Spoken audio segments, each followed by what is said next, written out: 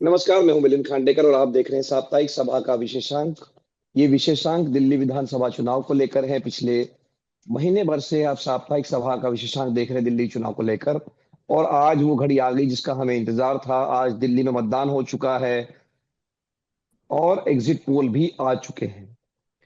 तो exit poll जो आए हैं वो एक तरफ से दिशा दिखा रहे हैं कि आम आदमी पार्टी की सरकार जा सकती है और भारतीय जनता पार्टी की सरकार आ सकती है। तो एग्जिट पोल के बारे में बातचीत करने के लिए मेरे साथ जुड़ रहे हैं मैट्रीज के फाउंडर डायरेक्टर मनोज सिंह जी। मनोज जी, बहुत बहुत स्वागत है आपका। जी, आपका भी।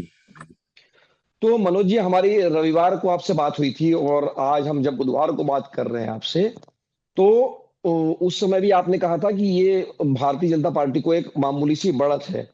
और आज जब एग्जिट पोल के आंकड़े आपने पेश किए हैं यानी बुधवार को, तो ये आप बहुत नजदीकी मामला दिखा रहे हैं। मतलब आपका, जो मैं दर्शकों को बता दूं कि मैट्रिक्स का जो एग्जिट पोल है वो ये कह रहा है कि भारतीय जनता पार्टी को 35 से 40 सीटें मिल सकती है, आम आदमी पार्टी को 32 से 37 सीटें मिल सकती है और कांग्रेस को 0 से 1 सीटें मिल सकती है। जहां तक मतों के प्रतिशत का सवाल है, भारतीय जनता पार्टी को 46% वोट मिल सकता है यानी 46, और आम आदमी पार्टी को 44% वोट मिलने की संभावना है। तो ये क्या हम मान लें मनोज जी की इसी दिशा में निर्णय जाएगा, क्योंकि आपने अपने जो एग्जिट पोल में कहा है कि 3% का एरर ऑफ मार्जिन हो सकता है, मतलब प्लस माइनस हो सकता है। तो अगर हम वो मार्जिन ऑफ एरर को अगर हम देख लें, तब भी क्या आपको लगता है कि भारतीय जनता पार्टी सरकार बना लेगी दिल्ली में? देखिए, 3% का मार्जिन दिया जाता है, चूंकि इंटरनेशनल वो मेथड है उसके अंदर में रखते हैं। लेकिन जिस तरीके से 5 बजे का हम लोग आंकड़ा लेते हैं, 6 बजे तक पोल चला है, फाइनल पोल आता है 9 बजे तक, लेकिन एक दिशा मिल जाता है आपको सेकेंड हाफ के बाद कि ये पोल नेचर क्या बता रहा है। जिस तरीके से लोगों का ये बार बार प्रश्न भी उठता है कि भाई आप 37,000 या 38,000 पोल कर आप ये दिखाने की जो कोशिश करते हैं, इसको कैसे हम लोग ऑथेंटिक माने। मैं सब दर्शकों को ये बात बताता हूँ कि ये पोल सिर्फ एक दिन का एग्जिट पोल के आंकड़े को लेकर हम लोग नहीं आते हैं। ये पिछले कई महीनों का मेहनत होता है जिसमें बहुत सारे लाखों आंकड़े आते हैं। उस पे एक ओपिनियन हम लोग कायम करते हैं, और जब एग्जिट पोल का रिजल्ट आता है तो उसको हम उन पुराने हमारे जो डेटा है उसके साथ मैच कराते हैं, तब इसको करते हैं। उसके बाद एक क्वालिटेटिव भी हमारे पास डेटा होता है जिससे भी हम मैच कराते हैं। तो बहुत सावधानी पूर्वक इस चीजों को लेकर चलते हैं। लेकिन देखिए, आंकड़े हैं, आंकड़ों में कभी बदलाव हो सकता है। जैसे आप हिमाचल का चुनाव देखे होंगे कि मात्र 32,000 वोटों के कारण पूरी तरह से सरकार बदल गई थी।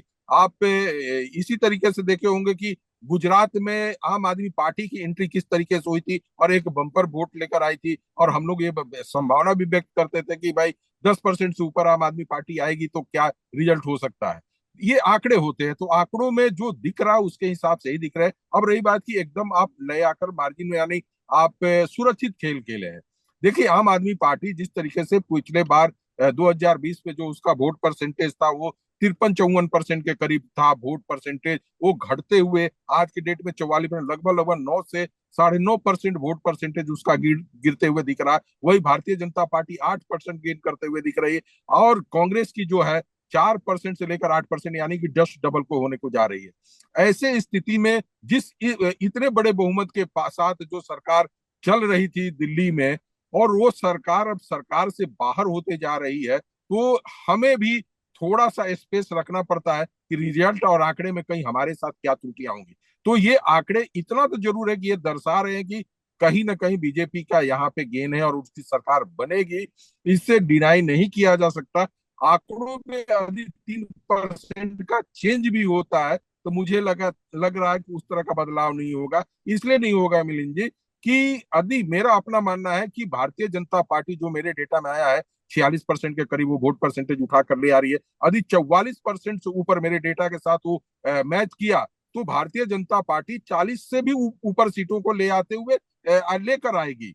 क्योंकि क्या होगा कि मार्जिनल सीटें जो है 14-15 जो सीटें फंसी हुई है वो 5,000 से नीचे की फंसी हुई है, और उस पे किसी तरह का ओपिनियन देना बड़ा टफ काम होता है। वोट परसेंटेज बता देना बहुत इजी होता है, लेकिन जो भी होगा यहाँ पे बहुत सारे, चाहे भारतीय जनता पार्टी जो सीटें जीते या आम आदमी पार्टी जो सीटें है, वो बहुत सारे मार्जिनल सीटें होंगी। यही कारण है कि ये आपको दिख रहा है आंकड़ा।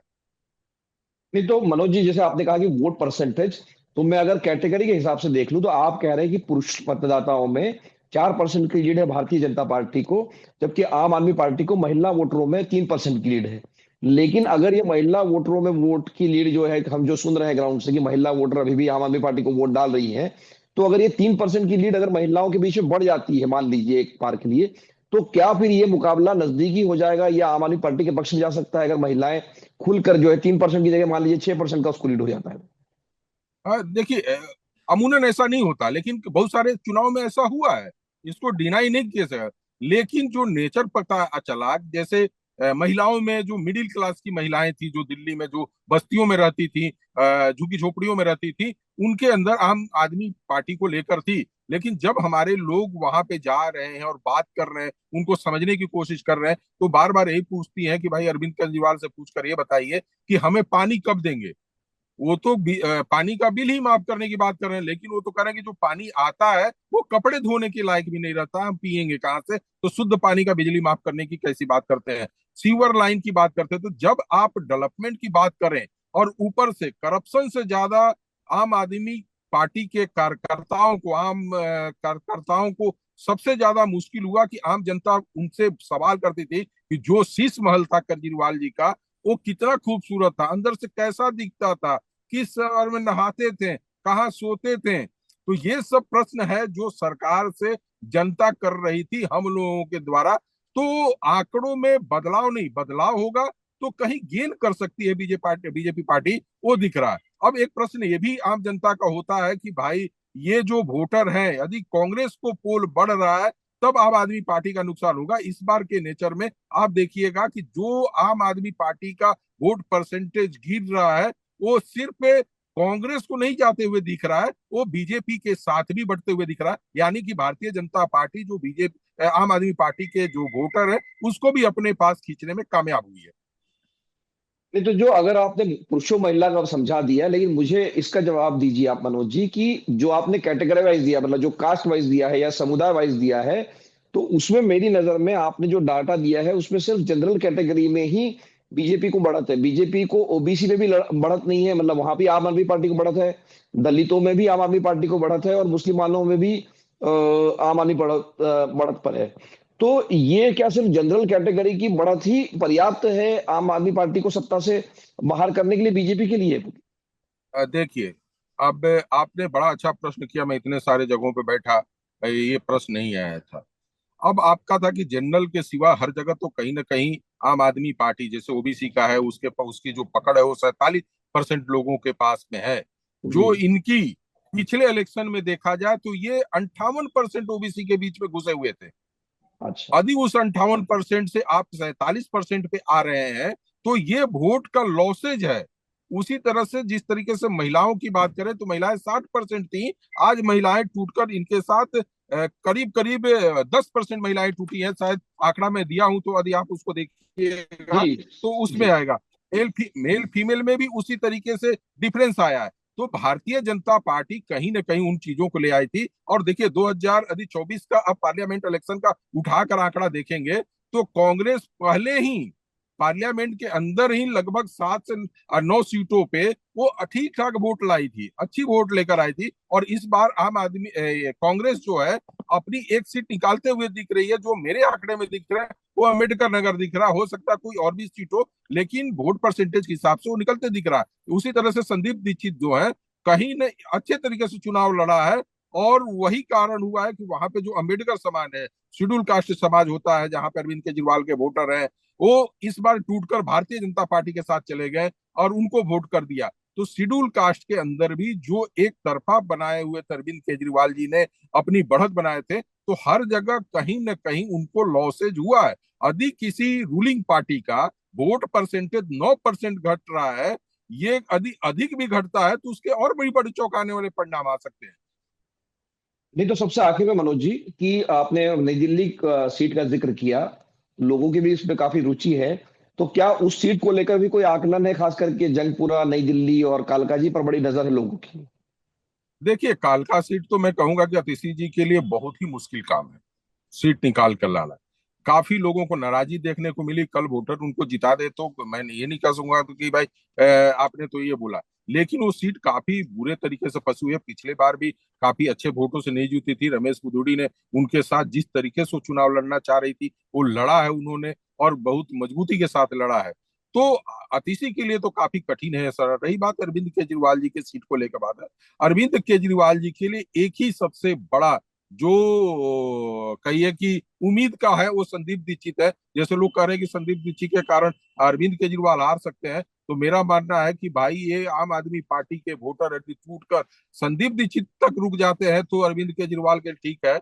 नहीं यदि वो बीजेपी के पास, जैसे मैंने अम्बेडकर समाज की बात बताया, यदि वो टूट कर बीजेपी के पास गए जो मेरे आंकड़े में दिख रहे हैं, तो उनके लिए भी सीट मुश्किल पड़ा हुआ है। अब आ जाइए जंगपुरा का, तो मनीष सिसोदिया तो सबसे ज्यादा टफ फाइट में फंसे हुए हैं। और उनका पड़पड़गंज जो सीट है जहाँ पे अभय ओझा जी खड़ा है, ये भी एक बड़ा चेहरा थे आम आदमी पार्टी के लिए। वो भी इस मैंने मुझसे तो पूछिएगा तो कई दिन पहले ही चुनाव से पिछड़ चुके थे, और वहां पे भारतीय जनता पार्टी की पकड़ मजबूत हुई थी। वहीं यदि मुझे पूछेगा कि एआईएमए का 2 सीट खड़ा था, तो एक सीट कौन सा वो है जो आप बोल सकते हैं जिसपे, तो मुस्तफाबाद की जो सीट है जहां पे आम आदमी पार्टी का खड़ा है, वो ताहिर ने जो खड़े हुए हैं, ताहिर इतना तो जरूर कर दिया है कि वहां पे भारतीय जनता पार्टी को जिताने के लिए इतना तो वोट वो ला दिए है।